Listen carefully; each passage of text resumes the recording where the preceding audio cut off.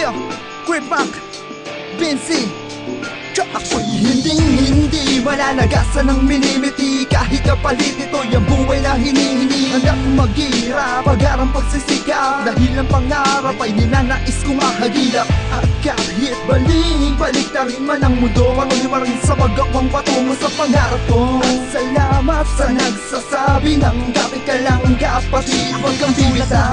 Na nangangarap katulad mo, marami din akong pangarap na ninanais kong maabot at matamo. Kaya minulat ko ang dalawang mata ko at sabay kong binuksan ng pandinig. Binuka ko ang bibig hanggang sa nakabuo ako ng tinig. At yun ang umpisa na lamang ko kung anong karapat dapat kong gawin na hakbang. Sumulat ang mga talata, mga letra gawing sandata, at bidyang halaga bawat halik na aking tinta sa kwaderno at mikropono na siyang magbibigay daan sa akin upang harapin at suungin ng mga nag-aabang.